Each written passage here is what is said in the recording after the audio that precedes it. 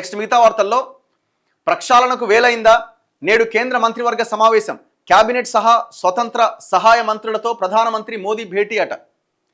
So total క్యాబినెట్తో భేటీ కాబోతున్నారట. జనరల్గా cabinet సమావేశం అంటే మినిస్టర్స్ మాత్రమే ఉంటారు, ఆ కోర్ మినిస్టర్స్ మాత్రమే ఉంటారు, సహాయ మంత్రులు ఉండరు, ఇండిపెండెంట్ ఛార్జ్ ఉన్న వాళ్ళు మాత్రమే ఉంటారు.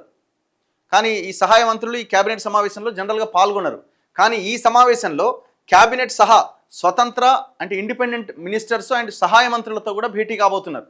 మంత్రుల పనితీరు ప్రవర్తనే ప్రాతిపదికన ఈ సమావేశం జరగబోతున్నది. వివాదాలు గనక ఉంటే ఊస్టింగ్ తప్పదట. 25 మందికి పైగా మంత్రులకు ఇదే చివరి భేటీ అట.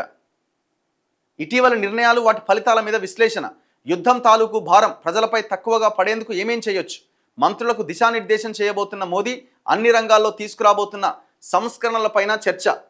సరే, ఈ భేటీలో ఇంతమందిని తీసేస్తామని అయితే ఏం చెప్పరు. జనరల్గా సింపుల్గా క్యాబినెట్ ఎక్స్పాన్షన్ ఉన్నప్పుడు ఉన్న పేర్లు తీస్తారు, కొత్త పేర్లు యాడ్ చేస్తారు, సింపుల్ అంతే. సో అంతకుమించి ఇప్పటికిప్పుడు వీళ్ళని తీసేయబోతున్నారని అయితే తెలీదు. మొత్తానికైతే నిర్ణయం తీసుకోబోతున్నారు. 20 నుంచి 30 మంది వరకు మంత్రులని టోటల్గా షెఫిల్ చేయబోతున్నారు. మరి అందులో బండి సంజయ్ ఉండడా అన్నది మరి నిర్ణయం తీసుకున్న తర్వాత చూడాలి. ఆయనను కూడా తీసేసే అవకాశాలు ఉన్నాయన్న వార్తలు ఎక్కువగా వినబడుతున్నాయి. ప్రధాని మోదీ అధ్యక్షతన గురువారం కేంద్ర మంత్రివర్గం సమావేశం కాబోతున్నది. పైకి సాధారణ సమావేశంలాగే కనిపిస్తున్నా మంత్రివర్గాన్ని పునర్వ్యవస్థీకరించబోతున్నారంటూ వస్తున్న వార్తల నేపథ్యంలో ఈ భేటీకి అత్యంత ప్రాధాన్యం సంతరించుకుంది. కొందరిని మంత్రివర్గం నుంచి తప్పిస్తారంటూ వార్తలు గుప్పమంటున్న నేపథ్యంలో 25 మందికి పైగా మంత్రులకు ఇదే చివరి మంత్రివర్గ సమావేశం కాబోతుందనే మాట కూడా వినబడుతోంది. మోదీ ప్రభుత్వంలోని 30 మంది క్యాబినెట్ మంత్రులు, 36 మంది సహాయ మంత్రులు, స్వతంత్ర హోదా కలిగిన 5 మంత్రులు, ఇలా మొత్తంగా 72 మంది మంత్రులు మోదీ అధ్యక్షతన ఈ సమావేశంలో పాల్గొనబోతున్నారు. మోదీ ప్రభుత్వంలోని మంత్రులంతా సమావేశం కాబోతుండడం ఈ ఏడాది ఇదే తొలిసారి. మంత్రుల పనితీరు, ప్రవర్తన వంటివి ప్రాతిపదికగా తీసుకొని పెద్ద సంఖ్యలో మంత్రులను సాగనంపేందుకు ఏర్పాట్లు జరుగుతున్నాయని సమాచారం. వివాదాలతో వార్తల్లో నిలిచిన మంత్రులకు ఊస్టింగ్ తప్పదని తెలుస్తోంది.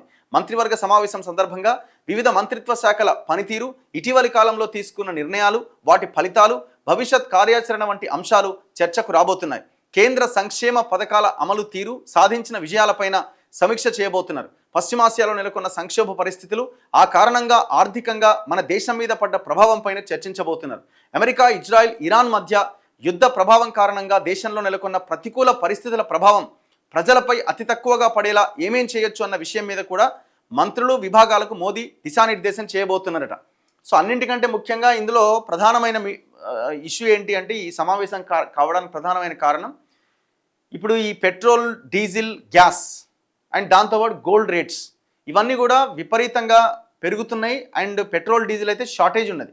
డీజిల్ అయితే మీరు చాలా బంక్లో, మీరు ఇటు డిస్ట్రిక్ట్ సైడ్ వెళ్ళండి, చాలా బంకులో డీజిల్ దొరకట్లే.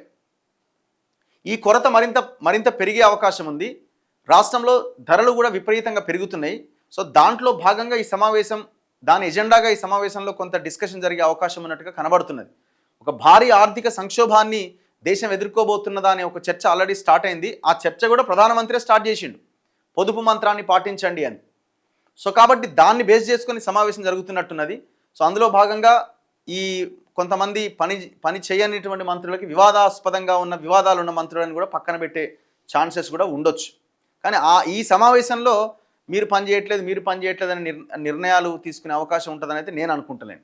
వాళ్ళు సైలెంట్గా తీసి పక్కన పెడతారు అంతే.